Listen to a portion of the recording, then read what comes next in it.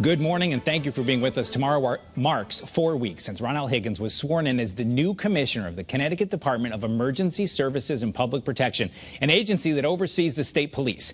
He enters the job at a time when the department is dealing with some challenges. Commissioner Higgins joins me this morning. Thank you for being here. Congratulations on the new job. Good morning. Thank you. So let's start by talking a little bit about you. You come to the state from Yale. Yeah. You started as an officer, made your way up to chief, and then you were the director of public safety there. So you kind of spanned all the jobs at Yale. Tell us about yourself. Sure. So I actually began my my law enforcement career with the Connecticut Department of Corrections. I spent 3 years with the Connecticut Department of Corrections in Bridgeport, Connecticut.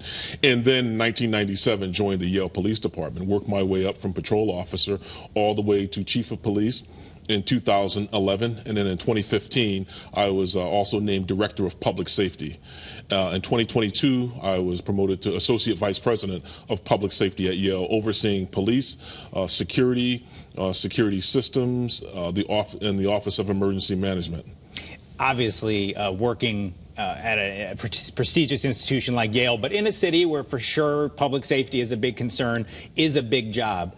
But I know you said in your introductory press conference, this job, there's a lot of moving parts to your department and a lot of things you have to learn about. Tell me about the first few weeks on the job. Well, the first few weeks has been really busy. Really busy because the pace is fast, and it's big and it's complex. Dept is complex and the state is big. But at the same time, it's been busy because I've been out doing exactly what I pledged to do, which is listen, learn, and lead. I visited just about all but one troop in the entire state of Connecticut. Myself, the interim colonel, Dan Loftman, and myself, and his entire leadership team, meeting with the troopers where they are in their troops during morning roll calls. I know that the job probably has kind of two constituencies. You're the face of a big department, and when people are talking about safety and security in the state of Connecticut, they're looking at you. But like you said, you met with the troopers and their bosses at roll call. You also have to earn their trust. Is that a balancing act of trying to go in and say, hey, I'm the new guy, and we're going to make, improve the reputation here and do great things while also impressing the public? Well, it absolutely is. And what I felt was important was to not only meet them where they are, where they work, and to look them in the eye, but also I wanted them to hear from me what it is that they can expect. And what I shared with them, and this is something I learned many years ago as a correction officer, that I am firm, I am fair, and I am consistent. And I believe they needed a sense of certainty as to what to expect from this new leader. I wanted them to know that it was important for me as a leader, it was important for this agency, for the Connecticut State Police, that we collectively ensure that our practices align with our policies. That which we say we're going to do in our policies, that's what we're doing. And if we're not, then we need to hold ourselves accountable. You come into a department, and really the most well-known part of that department is the state police. And you come into that department at a time that's been tough for the state police. Several controversies that they've dealt with. The first one is this phony ticket scandal. There are multiple investigations going on. As you hit the ground running, where are you on that? Yeah, so it's important to note that as the governor shared, and I feel the same way, it is important for us to learn what happened, how it happened, and how we can take steps to ensure that it doesn't happen again. I can share with you that a lot of that is going to be a focus on internal controls.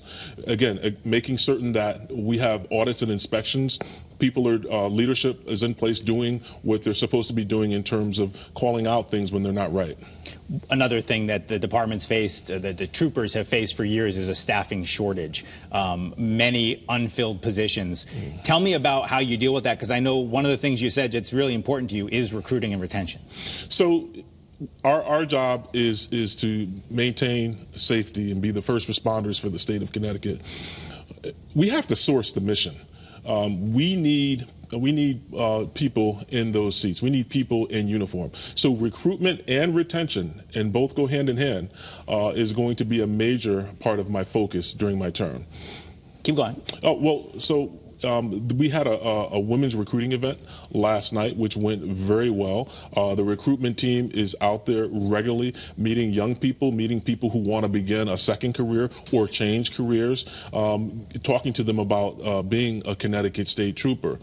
We need to get more people in the academy. We need to get people through the academy. Then we need to get them back on the road serving the state of Connecticut. I know you talked at the beginning about your long history in law enforcement. Yeah. I know your wife was a cop, your dad was a cop. Yeah. There's a lot of tradition Yeah. of being a police officer. It's a tough job, and I think it maybe even is tougher now than it was even just a couple of years ago. As you're trying to, if you ran into some young person and they said, Commissioner, I don't know, man, like this seems like a bad career to start at this point in time, what would you tell them? If not you, then who?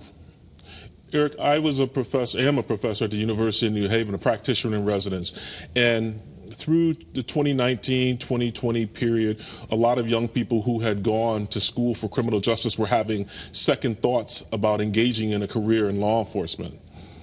A lot of those young people who were having second thoughts about careers in law enforcement were young people and young women of color. And I shared with them point blank, I understand. Having a brother who's been a victim of police brutality, I at first did not want to go into policing. That's why I joined the Department of Corrections. But for me, it was a calling. And I said to myself, if not you, then who? So I say to them, if not you, then who? Who's going to do it? Is part of that message more powerful coming from a black man? I know you're the second black commissioner of the department. To have someone, as you're trying to recruit minority candidates and all candidates, but to have someone who looks like the community that is being policed, does that make it a more powerful message? Oh, I think in some respects it does. I think that some may find me more relatable. They can relate to me more. But also, I've been in this business now between corrections and my time at Yale for nearly 30 years.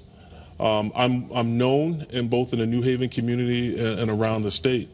So for me to share with young people and others who are considering careers in law enforcement, for me to stand up and say, I'm willing to lead, even when others are skeptical about policing, for me to say, we want you, for me to say, I want to recruit you, I believe that is powerful. And listen, it doesn't come without some tough conversations.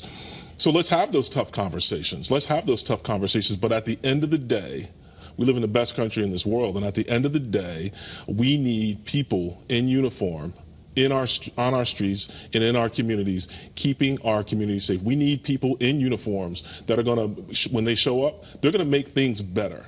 We need people in uniform so that when people call the police, they're going to get a very competent, a very empathetic, a well-trained, and a respectful law enforcement officer.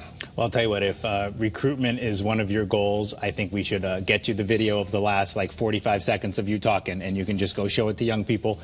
Great explanation of why you think it's an important mission, and I know you're just getting started. We look forward to having you back. Thank you for being with us. To introduce yourself. Thank you. Commissioner Ronnell Higgins from the Department of Emergency Services and Public Protection.